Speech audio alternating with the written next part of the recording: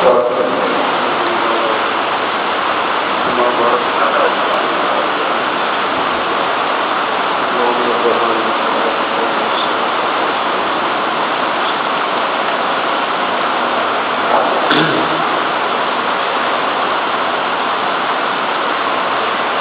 الحمد لله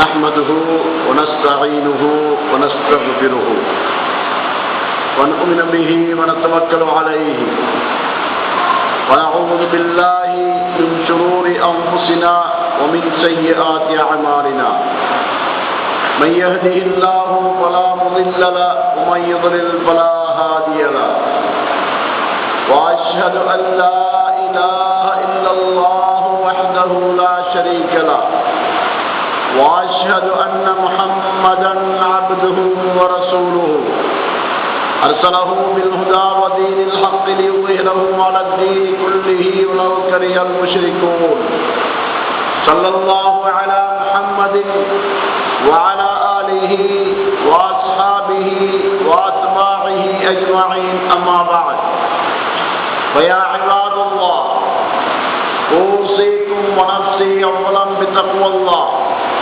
فإن التقوى زاد للآخرة والله تبارك وتعالى يقول في محكم تنزيله العظيم يا أيها الذين آمنوا اتقوا الله حق تقاته ولا تموتن إلا وأنتم مسلمون يا أيها الناس اتقوا ربكم الذي خلقكم من نفس واحدة وخلق منها زوجها وبث منهما رجالا كثيرا ونساء واتقوا الله الذي تساءلون به والأرحام إن الله كان عليكم رقيبا يا أيها الذين آمنوا اتقوا الله وقولوا قولا سديدا يصلح لكم أعمالكم ويغفر لكم ذنوبكم ومن يطع الله ورسوله فقد فاز فوزا عظيما. புகழ் அனைத்தும் உலக அனைத்தையும் படைத்தாளுகின்ற அல்லாஹ் ஒருவனுக்கேயா. சத்திய வழிகாட்டுவதற்காக அனுப்பப்பட்ட சத்திய தூதர் முஹம்மது ரசூலுல்லாஹி ஸல்லல்லாஹு அலைஹி வஸல்லம் அவர்கள் மீதும் அவர்களது குடும்பத்தினர் தோழர்கள் அனைவர் மீதும் ஸலவாத்தும் ஸலாமும் உண்டாவதாக. புனித ஜும்மா கடமையை நிறைவு செய்வதற்காக இங்கு சமூகம் அளித்திருக்கும் எல்லாம் வல்ல அல்லாஹ்வின் நல்லடியார்களே, அன்புள்ள தோழர்களே, எவ்வாறான ஒரு வாழ்க்கை இம்மை மறுமையின் வெற்றியையும் அல்லாஹ்வின் அன்பையும் அருளையும் நமக்கு தேடி தந்து விடுமோ அந்த வாழ்க்கையை எவ்வளவு சிரமத்துக்கு மத்தியிலும் கடைபிடித்தொழுகுமாறும், எவ்வாறான ஒரு வாழ்க்கை இம்மை மறுமை தோல்வியையும் அல்லாஹ்வின் கோபத்தையும் தண்டனையும் நமக்கு தந்து விடுமோ அந்த வாழ்க்கையிலிருந்து முற்றாக விலகி நடந்து கொள்ளுமாறும் முதலில் எனக்கும் அப்பால் உங்களுக்கும் உறுதியாக வசியத்தை செய்து கொள்கின்றேன். அல்லாஹ்வுடைய நல்லடியார்களே, அன்புள்ள தோழர்களே, அல்லாஹு தஆலா அவனுடைய மார்க்கத்தை நபிமார்கள் ரசூல்மார்கள் மூலமாக இந்த உலக மனிதர்களுக்கு வழங்கினான். அவ்வாறு அனுப்பப்பட்ட அந்த நபிமார்களில் இறுதியாக அனுப்பப்பட்ட நபிதான் இந்த உம்மத்துக்காக நமக்காக அனுப்பப்பட்ட முஹம்மது ரசூலுல்லாஹி ஸல்லல்லாஹு அலைஹி வஸல்லம் அவர்கள். இந்த நபியை நாம் அல்லாஹ்வுடைய தூதராக எப்படி ஏற்றுக்கொள்கின்றோமோ அதே போல இறுதி நபியாகவும் நாம் ஏற்றுக்கொள்கின்ற கடமை நமக்கு இருக்கின்றது. இந்த நபிகளாருக்கு பின்னால் வேறு எந்த நபியும் இல்லை. இதற்கு முன்னால் வந்த நபிமார்களுடைய அந்த வருகைக்கும் நமக்காக அனுப்பப்பட்ட இந்த இறுதி நபியுடைய வருகைக்கும் இடையிலே மிகப்பெரிய ஒரு வித்தியாசம் இருக்கின்றது. இதனை நாம் கண்டிப்பாக தெரிந்து கொள்ள வேண்டும். இன்று இதை சரியாக தெரிந்து கொள்ளாத காரணத்தினால்தான் நிறைய மக்கள் இஸ்லாம் என்ற பெயரிலே இஸ்லாத்துக்கு எதிரான, இஸ்லாம் ஏற்றுக்கொள்ளாத நிறைய விளைகளை செய்து கொண்டிருக்கின்றார்கள். இந்த வித்தியாசத்தை கண்டிப்பாக விளங்கிக் கொள்ள வேண்டும். இறுதி நபியுடைய அந்த வருகையிலே ஏற்பட்டிருக்கின்ற அந்த நிலைமையும் அதற்கு நபிமார்களுடைய நிலைமைக்கும் இடையே உள்ள வேறுபாடு என்னவென்று சொன்னால், முற்காலத்தில் இருந்த நபிமார்களை பொறுத்த வரையிலே ஒரு நபி அவர் மரணித்து விட்டார் என்று சொன்னால் அவருக்கு பின்னால் அந்த இடத்தை நிரப்புவதற்காக இன்னும் ஒரு நபி வந்து விடுவார். அல்லாஹ் தஆலா இன்னும் ஒரு நபி அனுப்புவார். மொத்த உலகத்துக்கும் ஒரு நபியாக அனுப்பப்பட்டவர் நமக்காக அனுப்பப்பட்ட இந்த இறுதி தூதர் மட்டும்தான். அதற்கு முன்னால் அனுப்பப்பட்ட நபிமார்கள் எல்லாம் ஒரு தேசத்துக்காக, ஒரு மாகாணத்துக்காக, ஒரு குடும்பத்துக்காக இப்படித்தான் அனுப்பப்பட்டார்கள். அப்படி அனுப்பப்பட்ட அந்த நபிமார்கள் ஒரு நபி வந்து விட்டார் என்று சொன்னால் அவருடைய மறைவுக்கு பின்னால அந்த இடத்தை நிரப்புவதற்காக இன்னும் ஒரு நபி வருவார். அப்படி வருகின்ற காரணத்தினால அந்த நபி போதித்து விட்டு செல்கின்ற மார்க்கத்தில் ஏதும் அல்லாஹ் தஆலா பூரணப்படுத்தாமல் இருந்தாலும் கூட அடுத்த நபியை கொண்டு பூரணப்படுத்தி விடுவார். ஏனென்றால் அடுத்த ஒரு நபி வருவார். உதாரணத்துக்கு ஒரு நபி போதனை செய்து கொண்டிருக்கின்ற நேரத்தில் அந்த நபியை மக்கள் கொலை செய்து விடுகின்றார்கள். அதாவது பனு இஸ்ராயீல் காலத்திலே எத்தனையோ நபிமார்களை அந்த பனு இஸ்ராயீல் கொலை செய்திருக்கின்றார்கள். ஒரு நபி கொலை செய்யப்பட்டார் என்று சொன்னால் அந்த நபியுடைய போதனை முற்று பெறவில்லை. இப்பொழுது அதனை நிறைவு செய்ய வேண்டியவர் யார்? அதற்கு பின்னால் வருகின்ற அடுத்த நபி. அதனால முன்னைய காலத்தில் இருந்த நபிமார்களுடைய நிலைமை அப்படித்தான். ஒரு நபியுடைய மறைவுக்கு பின்னால அந்த நபி விட்டு சென்றதை தொடர்வதற்காக ஒரு நபி வருவார். அந்த நபி சொல்லாதவைகளை பூர்த்தி செய்வதற்காக ஒரு நபி வருவார். இப்படியெல்லாம் வந்து கொண்டிருந்தார்கள். அப்படி வந்து கொண்டிருந்த அந்த நபிமார்களுடைய அந்த வருகையிலே கடைசியாக அனுப்பப்பட்ட நபிதான் முஹம்மது ரசூலுல்லாஹி ஸல்லல்லாஹு அலைஹி வஸல்லம் அவர்கள்.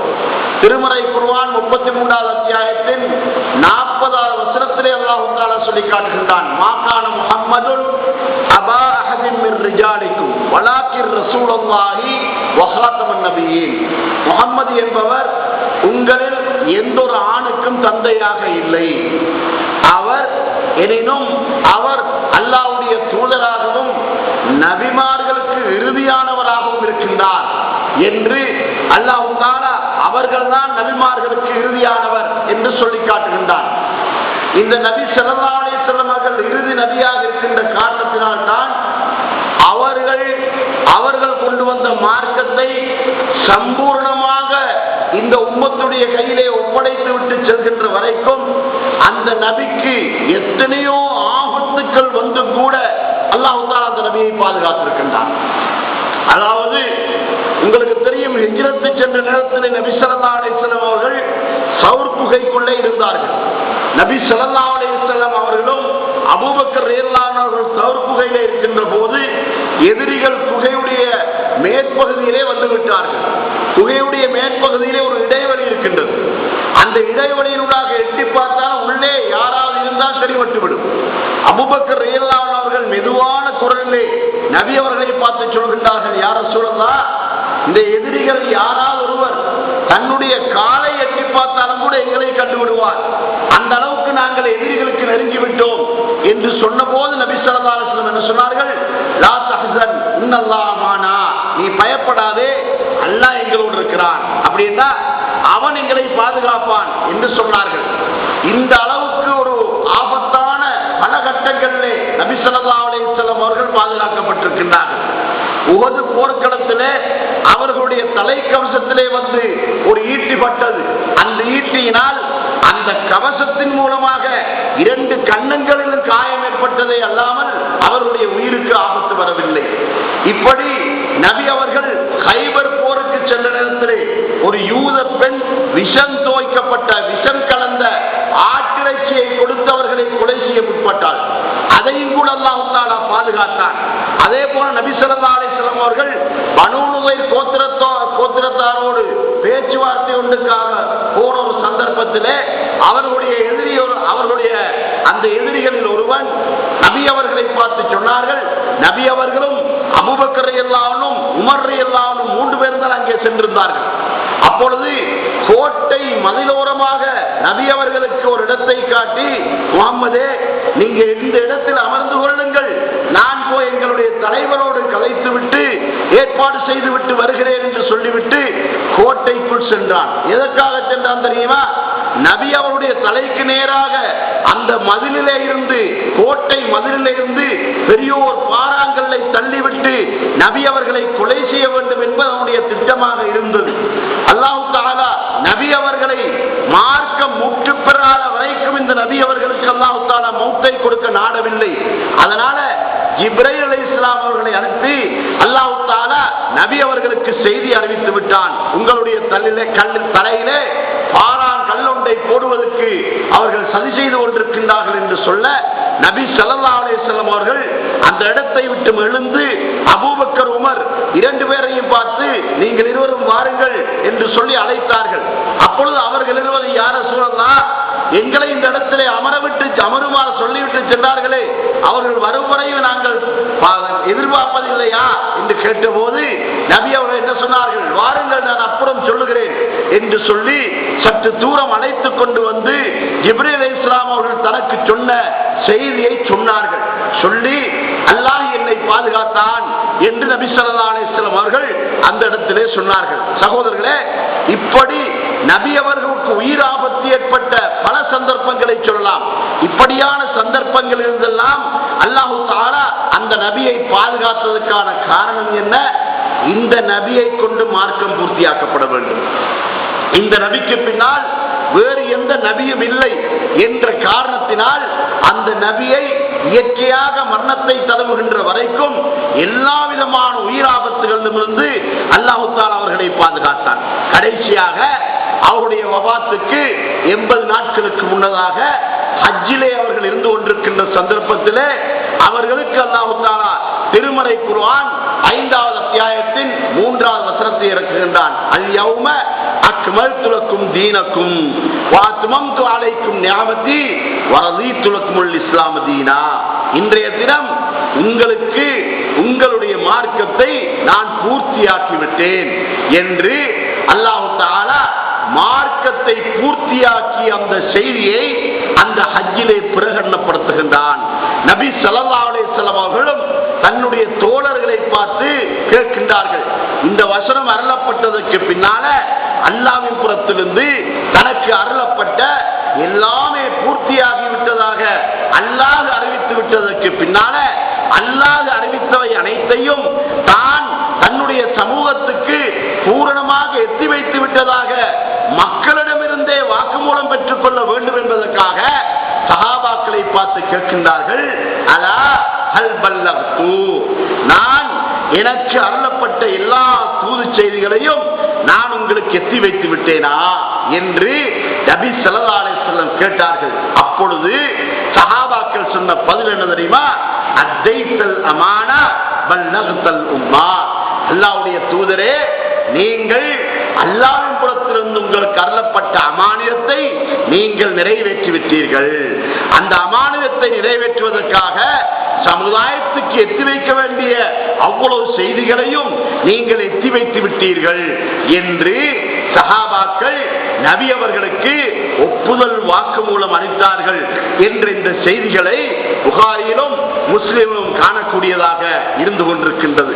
சகோதரர்களே, அல்லாஹ் தஆலா இந்த மார்க்கத்தை பரிபூர்ணப்படுத்தினதற்கு பின்னால் தான் நபி ஸல்லல்லாஹு அலைஹி வஸல்லம் அவர்களுக்கு மௌத்தை கொடுத்தான். நபி அவர்கள் வஃபாத்தானதற்கு பின்னால மார்க்கத்திலே கூட்டுவதற்கோ குறைப்பதற்கோ எந்த தேவையும் இருக்கவில்லை. மார்க்கத்தில் எந்த குறைபாடும் இல்லை. தொழுகை பூர்த்தி, நோன்பு பூர்த்தி, ஹஜ்ஜு பூர்த்தி, ஜகாத் பூர்த்தி, எந்தெந்த நடைமுறை இஸ்லாத்தில் எடுத்து பார்த்தாலும் எல்லாமே பூர்த்தியாகிவிட்டன. ஒரு குடும்ப வாழ்க்கை எப்படி நடக்க வேண்டும் என்ற விஷயங்கள் கூட பூர்த்தியாக்கப்பட்டு விட்டது. அதாவது பொருளாதாரத்திலே வட்டி என்ற விஷயங்கள் கூட சம்பூர்ண, அது பரிபூர்ணமாக அதற்குரிய தீர்ப்பு வந்து அது ஹராம் என்ற அந்த தீர்ப்பு வழங்கப்பட்டு விட்டது. இப்படி சமுதாயத்திலே ஏவல்கள் அனைத்தும் சம்பூர்ணப்படுத்தப்பட்டன. அதே போல விலக்கல்கள் அனைத்தும் பரிபூர்ணமாக விளக்கப்பட்டன. இந்த அளவுக்கு ஏவல் விலக்கல்கள், அல்லாஹ்வுடைய இபாதத்துகள், வணக்க வழிபாடுகள், கட்டளைகள் எல்லாமே பரிபூர்ணப்படுத்தப்பட்ட நிலையிலே தான் நபி ஸல்லல்லாஹு அலைஹி வஸல்லம் அவர்கள் வஃபாத்தாகினார். சகோதரர்களே, நபி அவர்கள் அன்று வபாத்தாகின்ற போது மார்க்கம் எந்த அமைப்பில் இருந்ததோ அதே அமைப்பில் தான் உலகம் இருக்கின்ற காலம் வரைக்கும் அது பின்பற்றப்பட வேண்டும் என்பதை நாம் கவனத்தில் கொள்ள வேண்டியவர்களாக இருக்கின்றோம். இமாம் மாலிக் ரஹ்மத்துல்லாஹி அலைஹி அவர்கள் ஒரு அழகான செய்தி சொல்கின்றார்கள். அவர்கள் என்ன சொன்னார்கள் தெரியுமா? அன்று நபி ஸல்லல்லாஹு அலைஹி வஸல்லம் அவர்கள் இருக்கின்ற போது மார்க்கம் எப்படி இருந்ததோ அதே மாதிரியாக ஒருவன் பின்பற்றுவது மட்டும்தான் இஸ்லாமிய மார்க்கம் என்று சொன்னார். அன்று மார்க்கம் இருந்த அதே அமைப்பை இன்று ஒருவன் தெரிவு செய்து அதை அவன் பின்பற்றினால் மட்டும்தான் அது மார்க்கமாகும். அதிலே இருந்து யாராவது புதிதாக ஒன்றை ஏற்படுத்தினான் என்று சொன்னால் அது நிராகரிக்கப்படக்கூடியது என்ற அந்த செய்தியை இமாம் மாலிக் ரஹ்மத்துல்லாஹி அலைஹி அவர்கள் சொல்லி காட்டினார்கள். நபி ஸல்லல்லாஹு அலைஹி வஸல்லம் அவர்கள் இந்த செய்தியை எந்த அளவுக்கு நமக்கு தெளிவாக சொன்னார்கள் தெரியுமா?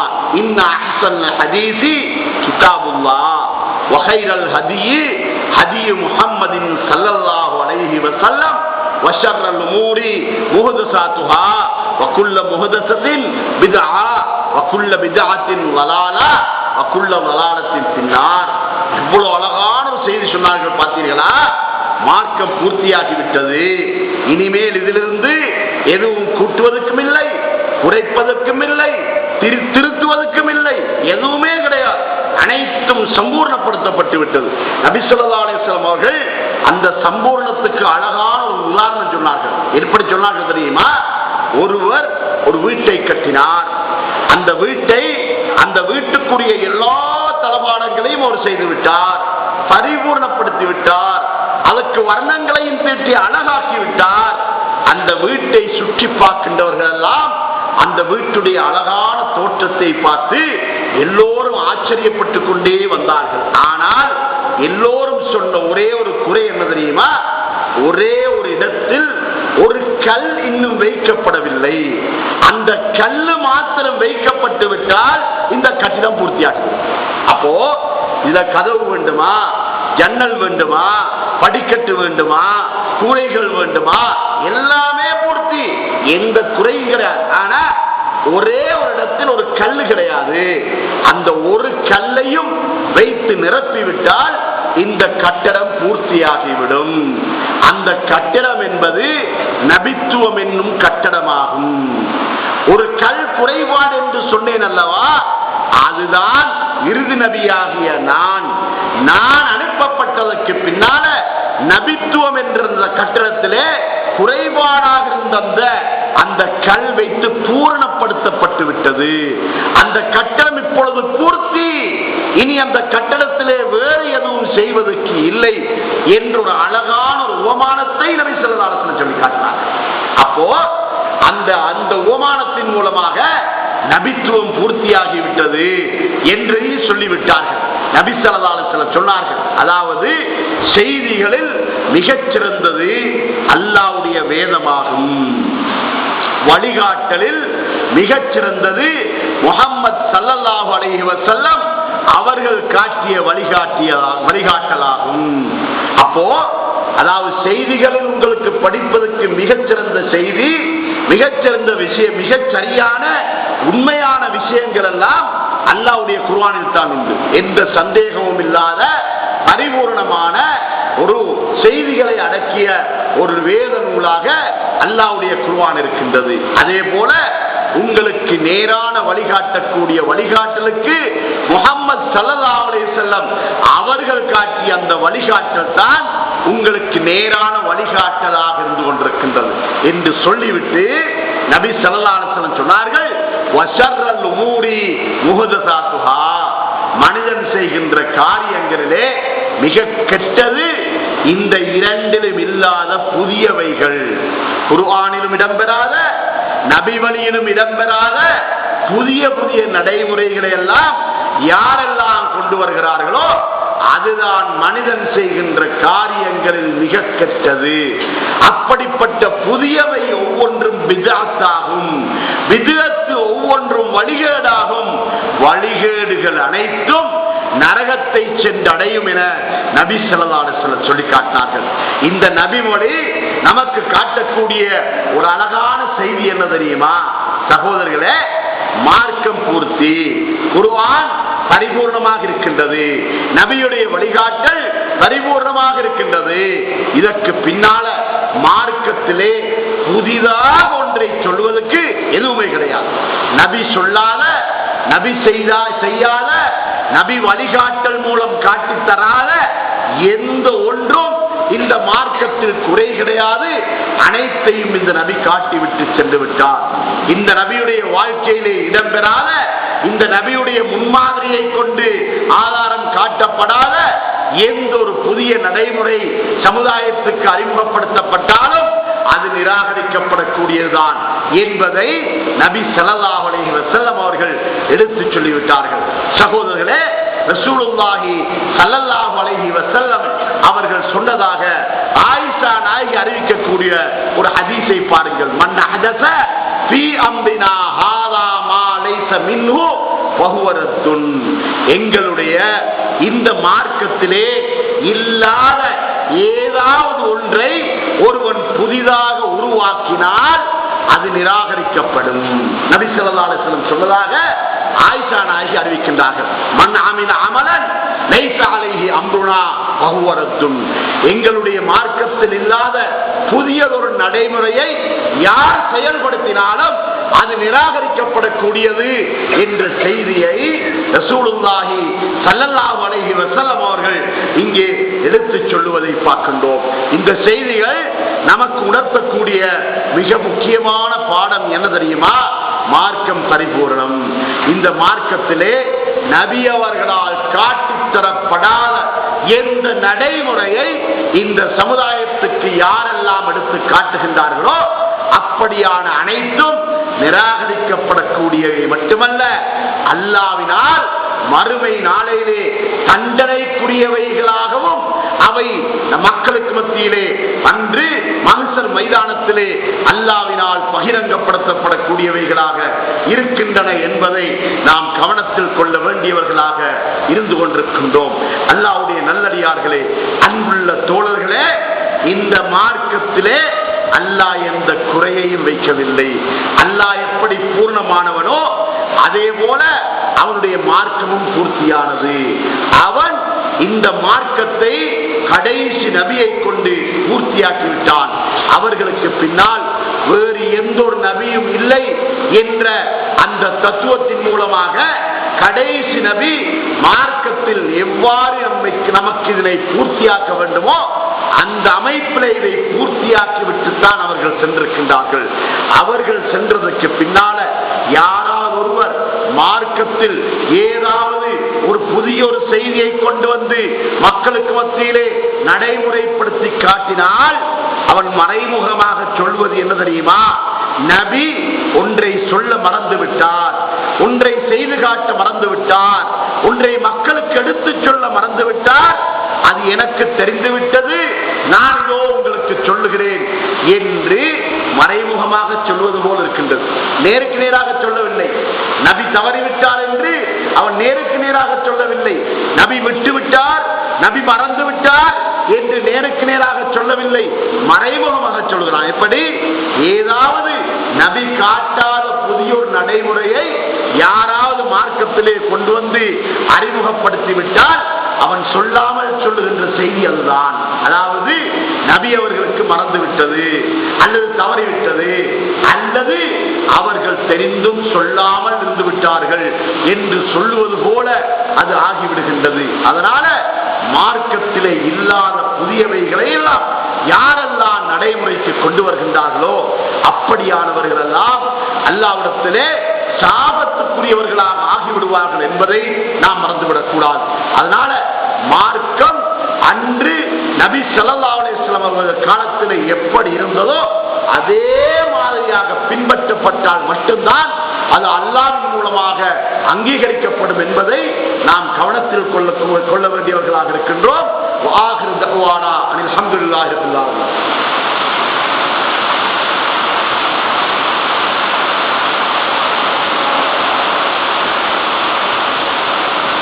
الحمد لله حمدا كثيرا كما أمر وأشهد أن لا إله إلا الله وحده لا شريك له إرغاما لمن جهد به وكفر وأشهد